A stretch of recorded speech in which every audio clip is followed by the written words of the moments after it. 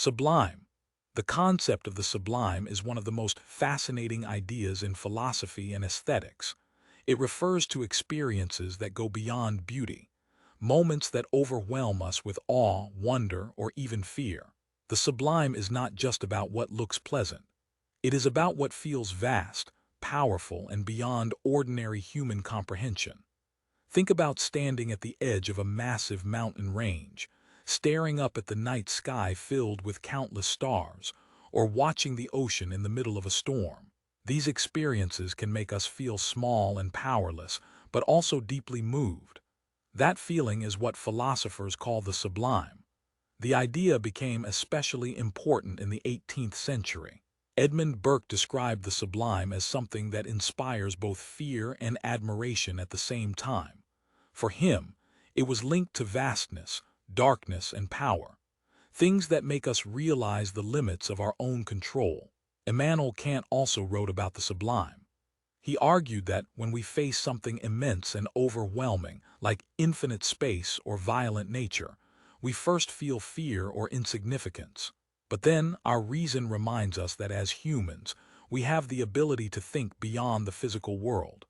That realization gives us a sense of inner strength. So for Kant, the sublime was not just about fear. It was about recognizing our ability to rise above it through reason. In art and literature, the sublime often appears in depictions of vast landscapes, powerful storms, or dramatic scenes that stir strong emotions. It is what separates the ordinary from the extraordinary. Beauty may calm us, but the sublime shakes us, challenges us, and awakens something deeper. Even today, the sublime is relevant. When we look at images of space from telescopes or witness the raw force of nature, we encounter that same mix of fear and admiration. It is a reminder of how small we are, and yet how vast our imagination can be. So the question is, do we seek the sublime because it humbles us, or because it lifts us beyond our ordinary lives and connects us to something greater? Beauty defining what moves the human spirit. Beauty is one of the most enduring mysteries in philosophy and human culture. We all recognize beauty in a painting, a face, a landscape, or even an idea. Yet defining what beauty truly means has always been a profound challenge. Plato believed that beauty in the physical world reflects a higher, eternal form, a perfect ideal that our senses can only glimpse. Aristotle instead saw beauty in harmony, proportion, and balance, where the parts come together into a meaningful whole. Later thinkers like David Hume suggested that beauty lies in the mind of the observer, shaped by culture, experience, and taste. Immanuel Kant added that beauty has a special power.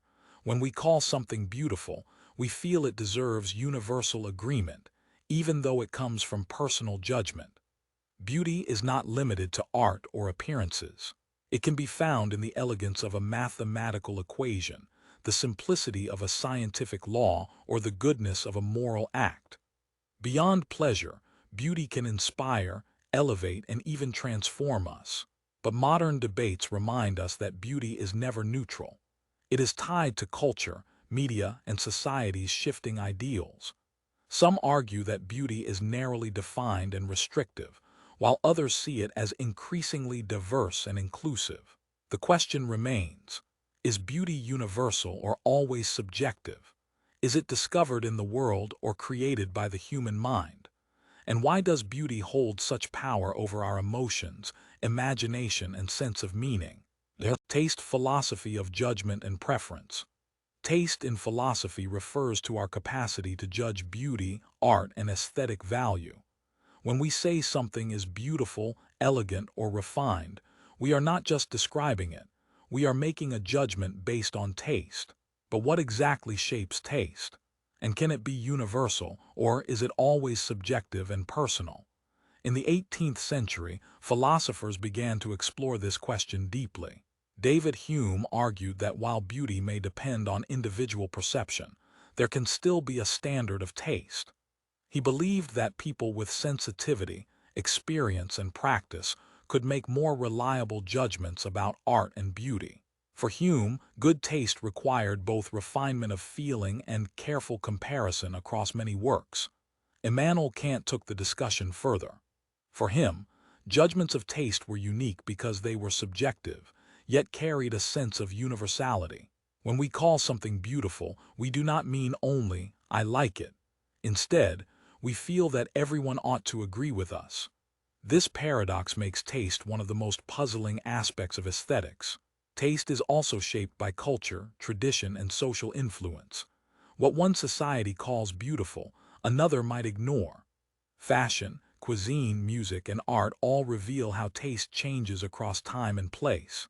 Yet despite this diversity, humans seem to share certain patterns, a sense of harmony, rhythm, or proportion that resonates widely. The question of taste extends beyond art. It appears in morality, manners, and even lifestyle.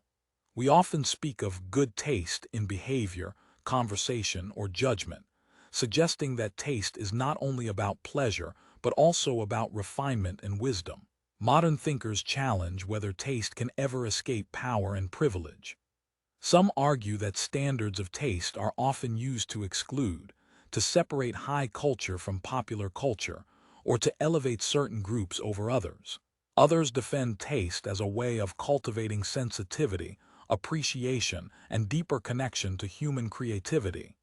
Ultimately, taste raises enduring questions. Is it possible to distinguish good taste from mere preference? Can education and culture refine our judgment, or is taste simply personal? And why do we feel that certain experiences deserve not just our admiration, but the admiration of others too? Artistic expression, how humans create, communicate, and transform through art. Artistic expression is the attempt to translate inner life into form, to make feelings, thoughts, and experiences visible, audible, or otherwise perceptible to others. It's not just decoration or entertainment. It's a way people communicate what cannot be said in ordinary language, and in doing so they shape understanding, identity, and community. At its core, artistic expression raises a cluster of basic questions. What counts as art? Is expression primarily the artist's inner release, or is meaning made in the encounter between work and audience? Can a stroke of paint, a phrase of music, or a dance step carry truths about the human condition that straightforward statements cannot? These questions push us to consider both intent and reception, creator and viewer, medium and message. Philosophical perspectives on artistic expression vary widely. Expressionist views emphasize that art externalizes subjective emotion and offers catharsis or revelation to both maker and audience. Formalists focus instead on the internal qualities of the work, structure, rhythm, balance, arguing that expressive power resides in form and technique rather than in representational content. Institutional and reception theories shift attention outward, claiming that what counts as art and what counts as expression depend on cultural institutions, context, and the practices of viewers and critics. Each perspective highlights different features: the artist's psyche, the artwork's grammar, or the social frameworks that give art its place and power. Examples make the debate concrete. A singer's raw voice can convey grief in ways a written report cannot, while a minimal sculpture may express serenity through proportional relationships rather than obvious imagery. Political murals express collective resistance. Ritual dances embed communal memory. A novel can reshape how readers understand empathy over years of subtle narrative development. Even contemporary cases, AI-generated images and algorithmic music, force us to ask whether systems without human feelings can still produce genuine artistic expression, or whether expression requires a human subject with intentions and vulnerabilities. Cultural and ethical layers matter too. Artistic expression can heal, provoke, and educate, but it can also harm, misrepresent, or be co-opted for propaganda. Who gets to speak, whose voices are amplified, and whose modes of expression are dismissed as not real art? These questions show that art sits at the intersection of aesthetics, politics, and identity, and that evaluating expression requires sensitivity to power, history, and context. Finally, practical and reflective questions remain for each listener and maker. When you create, are you aiming to communicate, to transform yourself, or to change the world? When you respond to art, are you seeking consolation, challenge, or provocation? And as technology, culture, and institutions evolve, how will our understandings of artistic expression change? And what will remain constant in the human need to give form to experience? Formalism: can art's value be found in form alone? Formalism is the view that the essence and value of art lie in its formal qualities: line, color, composition, rhythm, harmony, and structure, rather than in subject matter, emotional expression, or social context. To the formalist, what makes a painting powerful is not what it depicts, but how it arranges shapes and colors on the canvas. What makes a symphony meaningful is not the story it tells, but the interplay of melodies, harmonies, and rhythms. This perspective asks, can art be understood and appreciated purely on its own terms, independent of politics, biography, or moral content? Should we judge a sculpture not by what it represents, but by the elegance of its proportions, the smoothness of its curves, the balance of its weight? Does focusing on form help us access a universal language of beauty, or does it risk stripping art of cultural depth, emotion, and human meaning? Historically, formalism gained prominence through thinkers like Clive Bell and Clement Greenberg. Bell argued that what all artworks share is significant form, arrangements that move us aesthetically regardless of content. Greenberg extended this, claiming that each medium should pursue its own purity. Painting should explore flatness and color, while sculpture should explore three-dimensional space. In this view, great art refines its medium, avoiding distractions of narrative or external references. Examples highlight the tension. Abstract works by Kandinsky, Mondrian, or Rothko often invite formalist appreciation. Their power seems to emerge from color relationships and geometry rather than from depicting recognizable things. Likewise, in music, a fugue by Bach can be admired for its intricate structure even without attaching a story or emotion. But can we truly bracket off the context, the cultural, political, or emotional layers that audiences inevitably bring? Can we really say a war painting's impact has nothing to do with the horror it represents, only with its brushwork and balance of tones? Critics of formalism argue that it oversimplifies the richness of art. Art is always situated, socially, emotionally, historically. A protest song isn't just chords and melody, it's a voice of struggle, resistance, and identity. A traditional mask isn't just symmetry and shape. It carries religious, cultural, and ancestral meanings that formal analysis alone cannot capture.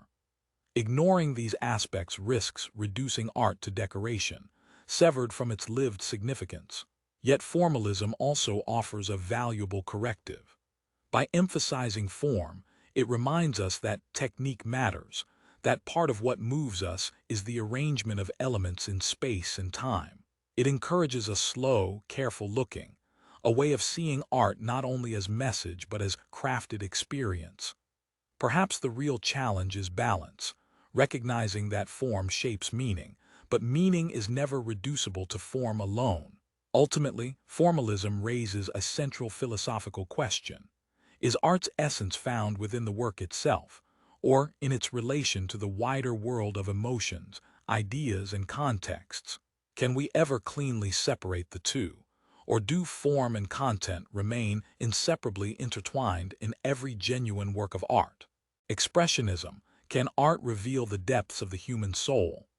Expressionism is the belief that art's primary purpose is to express the inner world, emotions, moods, anxieties, and visions, rather than to imitate reality or adhere to formal rules. Where formalism values structure and balance, Expressionism insists that what matters is the raw, often unfiltered outpouring of human feeling. Art here is not about harmony or beauty, but about truth to the intensity of experience. This perspective asks, Can painting, music, or literature function as a window into the artist's psyche? Does a jagged brushstroke, a distorted face, or a dissonant chord reveal something about fear, alienation, or ecstasy that no literal description could capture? And if so, does the power of art lie not in what it shows us externally, but in what it makes us feel internally? The Expressionist movement in the early 20th century embodied this vision.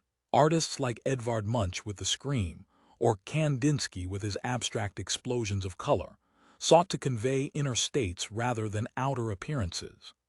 German expressionist films like The Cabinet of Dr. Caligari twisted sets and shadows to mirror psychological unease rather than depict realistic space. In music, composers like Schoenberg broke traditional harmony to give voice to the instability of modern existence. But Expressionism also raises questions. If art is simply self-expression, what distinguishes great art from private outburst? Does the artist's emotional intensity guarantee artistic value, or does it require form, technique, and discipline to transform feeling into something communicable? Can an artwork fail as expression if it leaves the audience unmoved, even if it was deeply sincere to its creator? Critics argue that pure expressionism risks subjectivity collapsing into chaos. If every distorted figure or atonal sound counts as expression, how do we evaluate meaning or quality? Others suggest that focusing solely on inner emotion neglects art's other dimensions, its cultural role, its beauty, its craftsmanship. Yet Expressionism reminds us of art's power to confront the ineffable.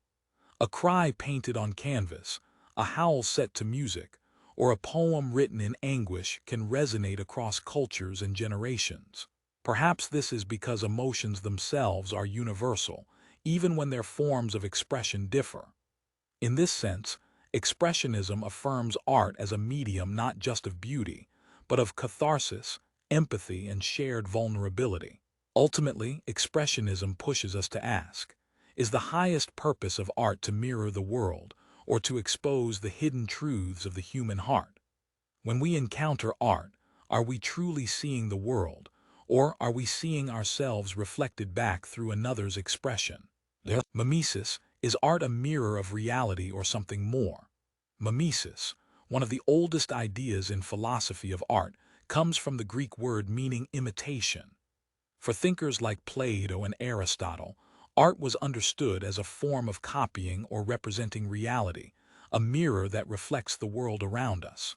But does imitation truly capture the essence of art, or does it limit creativity to mere duplication?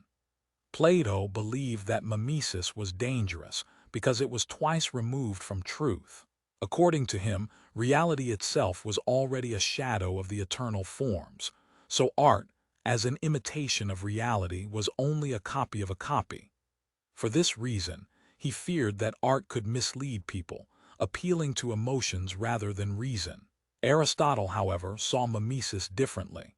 To him, imitation was not just copying but a way of understanding and exploring human experience. Tragedy, for example, imitates human actions in order to evoke pity and fear, leading to catharsis, a purification of the emotions. In this view, mimesis is not deception, but a path to truth through representation. As history unfolded, artists and philosophers continued to wrestle with this idea. Is a portrait valuable because it looks like the person, or because it conveys something beyond resemblance, their character, mood, or soul? Is literature meaningful because it imitates real life, or because it reshapes life into something more vivid, structured, or profound? Modern thinkers often criticize mimesis as too narrow. Art, they argue, does more than mirror reality. It interprets, transforms, or even creates new worlds that never existed. Abstract art, surrealism, and avant-garde movements seem to reject imitation entirely, asking instead, can art stand on its own, independent of resemblance to anything external? Yet even today, the idea of mimesis lingers. When we watch films, read novels, or see realistic paintings, we are still drawn to how closely they capture the look and feel of life. And even in non-representational art, there may be a kind of imitation, not of objects, but of emotions, structures, or inner experiences. So we are left with profound questions. Is art valuable because it reflects reality or because it transcends it? Is the artist a mirror, a storyteller, or a creator of entirely new worlds? And when we turn to art, do we seek a faithful image of life or something beyond life itself?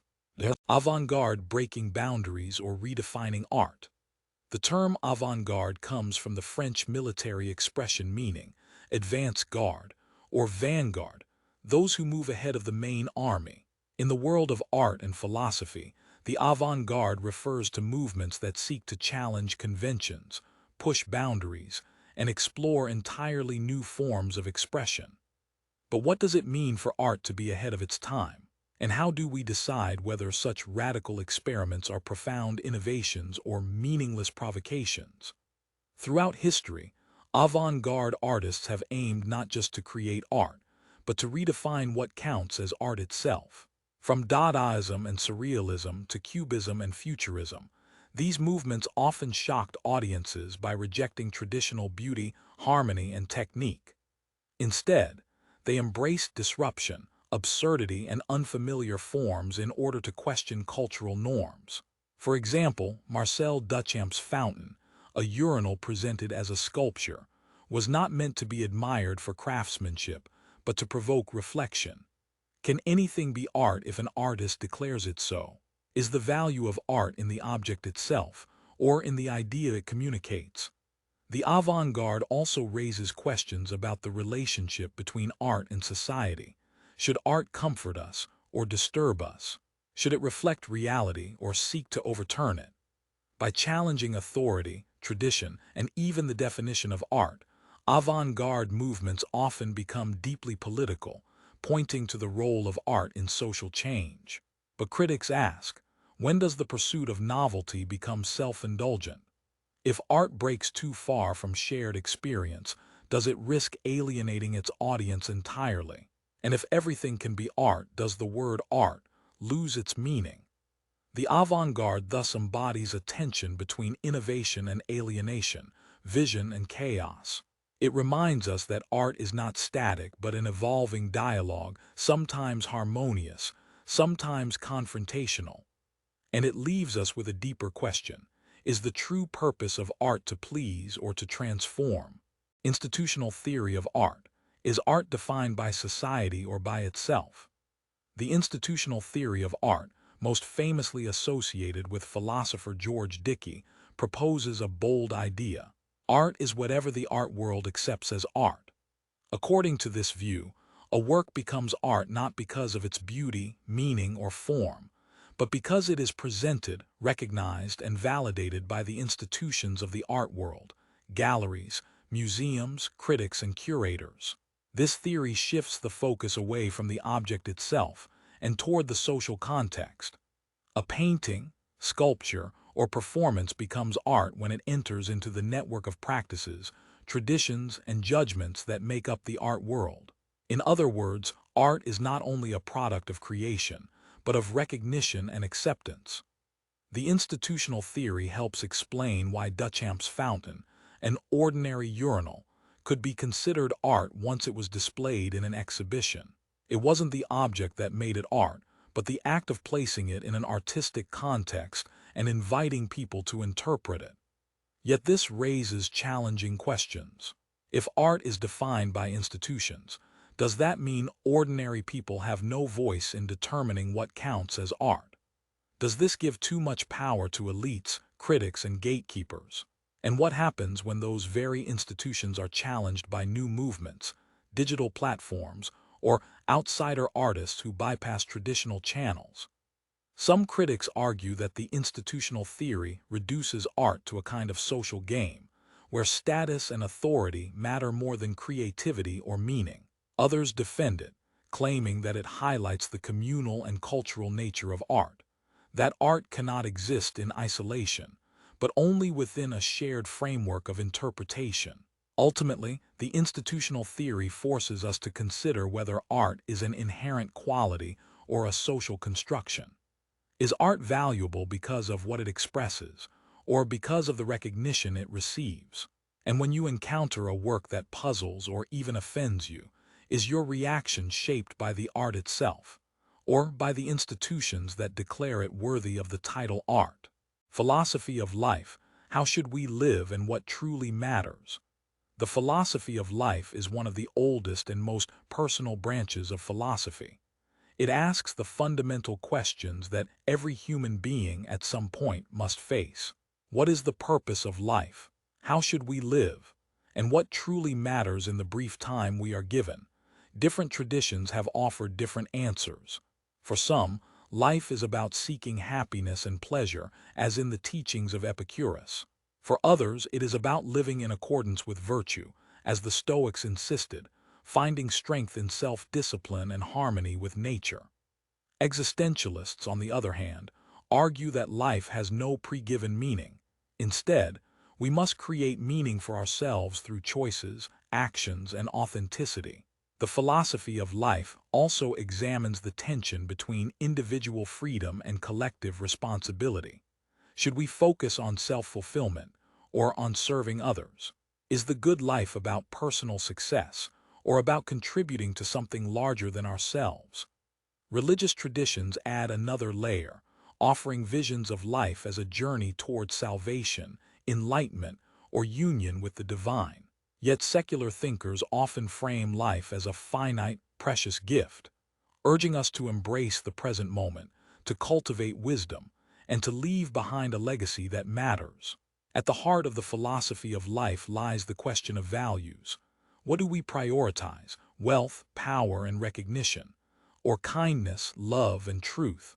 Can we measure the worth of a life in achievements or in the depth of experience and connection? This branch of philosophy invites each of us to reflect not just abstractly but personally. What do you live for? What gives your days meaning? And how might your answers shape the way you live tomorrow? Meaning of life: does existence have a purpose, or do we create it ourselves? The question of the meaning of life is perhaps the most profound and the most universal of all philosophical inquiries. Across cultures and centuries, people have asked, why are we here? What is the point of existence? Is there a deeper purpose to life, or is it simply what we make of it? For religious traditions, life often has meaning because it is tied to a divine plan. In Christianity, Islam, Hinduism, Buddhism, and other faiths, human life is not random but part of a larger story of creation, morality, and transcendence.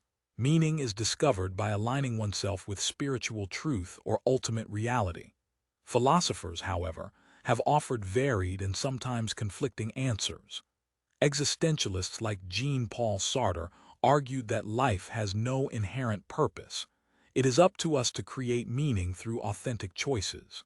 Albert Camus, in his philosophy of the absurd, suggested that the search for ultimate meaning may be futile, yet we can still live fully by embracing life itself. Others, like the pragmatists, argue that meaning is not found in abstract theories, but in the concrete ways life can be lived well, through relationships, creativity, growth, and service to others. Meanwhile, humanists see meaning as arising from our shared humanity, our capacity for compassion, and our ability to shape the world for future generations. The question also touches psychology.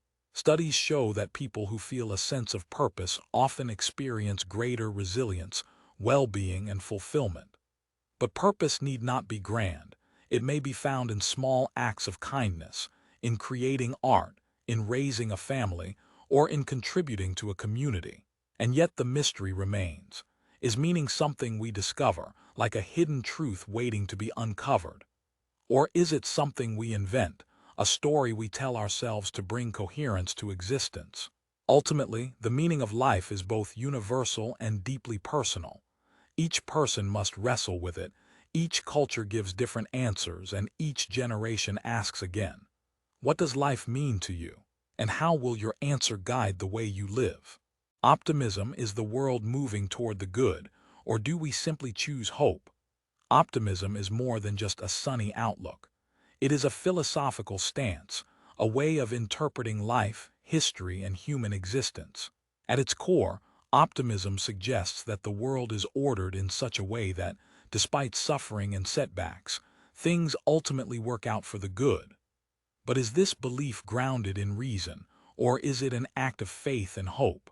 One of the most famous defenders of optimism was Gottfried Wilhelm Leibniz, who argued that we live in the best of all possible worlds. According to him, a wise and benevolent God created the universe in such a way that even apparent evils serve a greater harmony and purpose. Yet critics like Voltaire mocked this view, famously satirizing it in Candide, where blind optimism leads only to disappointment and absurdity. Beyond theology, optimism also plays a role in how we view human progress.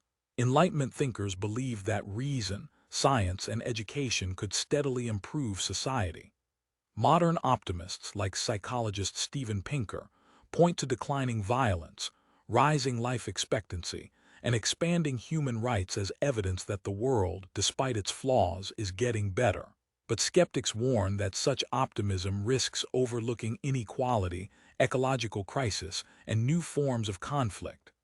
On a personal level, optimism is tied to resilience.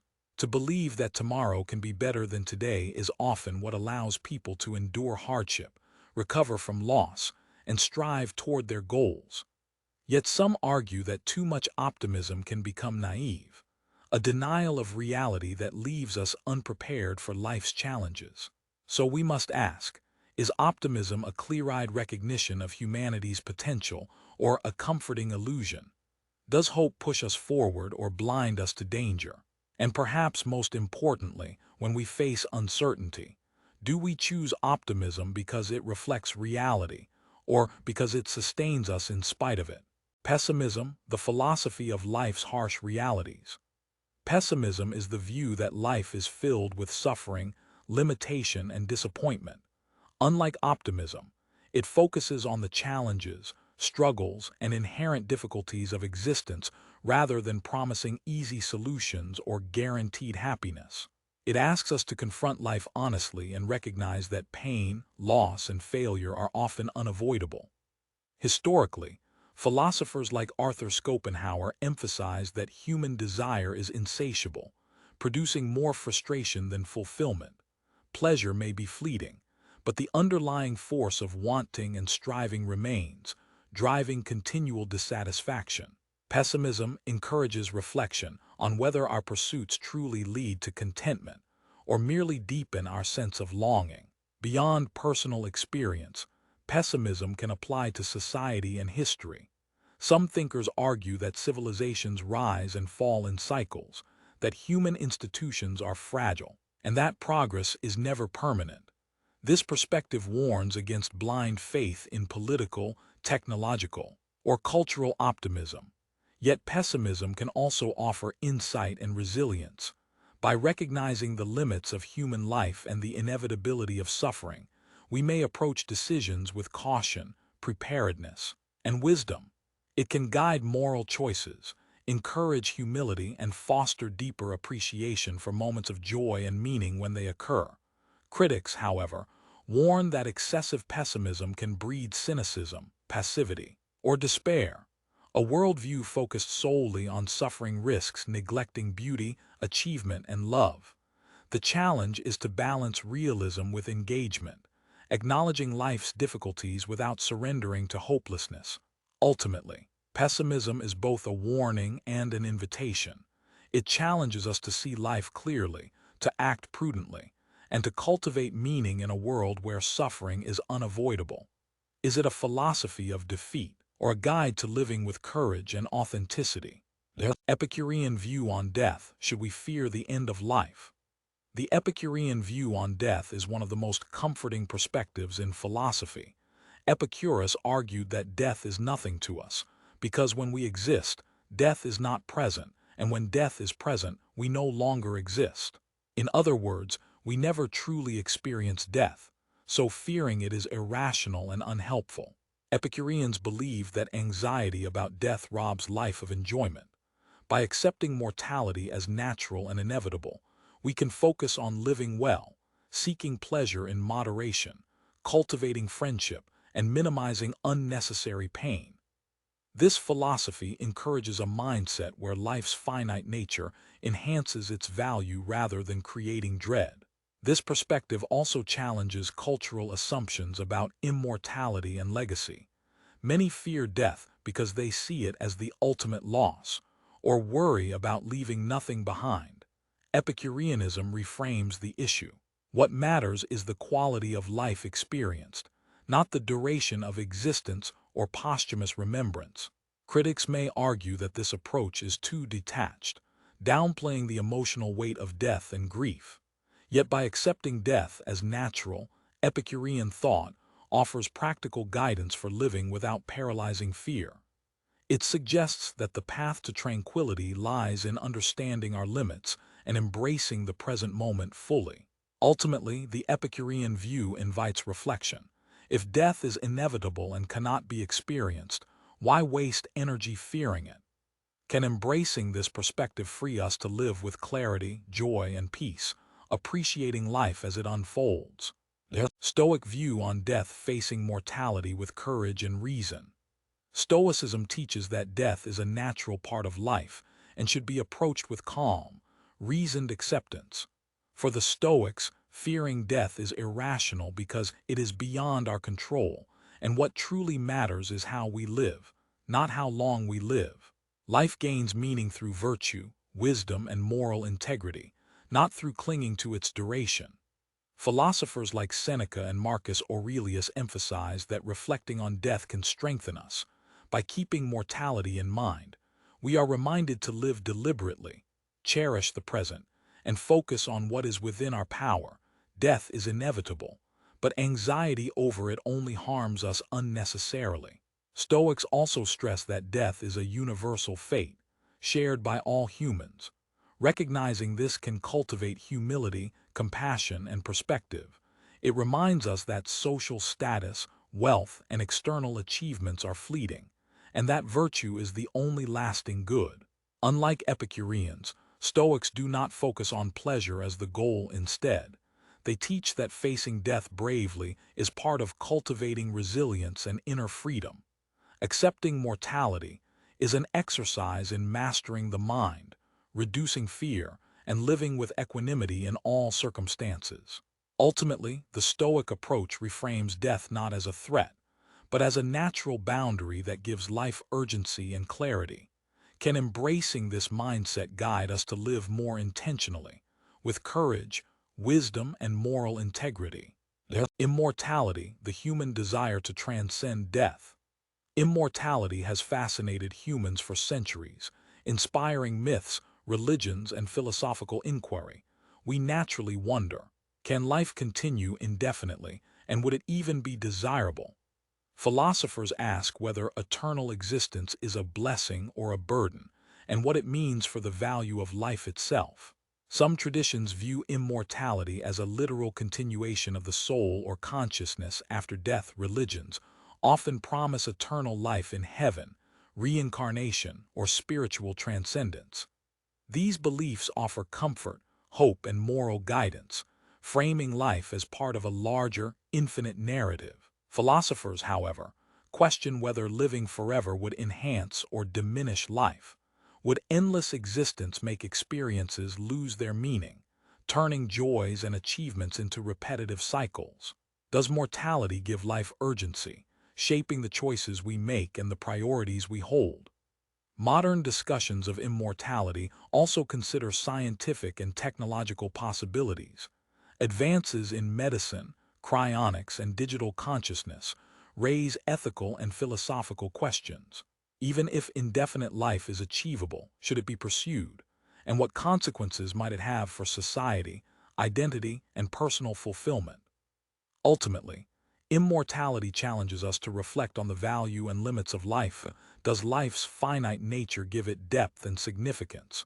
Or is the human desire to endure an essential expression of hope, ambition, and self-preservation? How might our understanding of mortality shape the way we live today? Existential crisis, confronting meaning, freedom, and anxiety. An existential crisis occurs when a person confronts the apparent meaninglessness, uncertainty, or absurdity of life. It is a moment when familiar beliefs, values, or goals are questioned, leaving one to wonder, why am I here? What is the purpose of my life? Philosophers like Soren Kierkegaard and Jean-Paul Sartre explored the tension between human freedom and responsibility. Sartre emphasized that we are condemned to freedom, forced to create meaning in a world without inherent purpose. This can produce anxiety, but it also opens the possibility for authentic self-determination. Existential crises often arise during major life transitions or confronting mortality. They force us to evaluate our choices, priorities, and the narratives we tell ourselves. While deeply unsettling, these crises can catalyze profound personal growth, creativity, and clarity of purpose. The challenge lies in facing the anxiety without succumbing to despair. Existentialist thought encourages embracing freedom, accepting responsibility, and making deliberate choices that align with our authentic selves. In this sense, the crisis becomes an opportunity to live more intentionally and meaningfully. Ultimately, existential crises remind us that life is fragile, uncertain, and self-directed. They push us to ask difficult questions, confront uncomfortable truths, and find our own answers to what makes existence worthwhile. Eternal recurrence: could life repeat infinitely? The concept of eternal recurrence, famously explored by Friedrich Nietzsche, asks us to imagine that our lives, with every choice, joy, and sorrow, will repeat endlessly. It raises a profound question. If you had to live this exact life over and over again, would you embrace it, or despair at its repetition? Eternal recurrence challenges us to evaluate how we live. It encourages reflection on every decision, urging us to act in ways we could affirm eternally. Nietzsche saw it as a test of love for life itself, a call to embrace existence fully, with all its struggles and triumphs. This idea is not necessarily literal. Rather, it functions as a philosophical tool. It forces contemplation of meaning, responsibility, and authenticity. If life were to repeat infinitely, would you live differently, pursue different values, or act with greater purpose? Eternal recurrence also intersects with ethics and self-transformation. It suggests that our actions and choices are meaningful not only in context, but in their eternal affirmation. The question becomes, can you say yes to your life as it is, embracing both pleasure and pain, growth and loss? Ultimately, eternal recurrence challenges us to confront life with courage, intentionality, and wholehearted affirmation. It asks us to consider whether we can live in a way that makes repetition desirable, or whether our current path needs reevaluation to achieve true affirmation of existence. Amor Fati: embracing life, fate, and everything that happens. Amor Fati, a concept popularized by Friedrich Nietzsche, means love of fate, the idea of embracing life exactly as it is, including all hardships, setbacks, and joys. It asks us to say yes to existence in its entirety, without regret or resistance. Rather than merely accepting fate, Amor Fati encourages active love for life's events. Every challenge, loss, or success is part of a larger whole that shapes our character and existence. By embracing all experiences, we transform obstacles into opportunities for growth, wisdom, and resilience. This philosophy contrasts with approaches that complain, resist, or attempt to control every outcome. Amor Fati invites surrender to reality, paired with deliberate action and personal responsibility. It teaches that resistance to life's inevitabilities only increases suffering, while acceptance fosters peace and clarity. Amor Fati also aligns with ideas of eternal recurrence, emphasizing that if life were to repeat endlessly, one should embrace it fully. To live with Amor Fati is to cultivate joy and gratitude even in difficult circumstances, seeing every moment as necessary and valuable. Ultimately, Amor Fati is both a challenge and a practice. Can you embrace life fully, with love for all its twists and turns, without longing for another path? It asks us to transform fate from a source of fear or regret into a guiding principle for living authentically, courageously, and joyfully.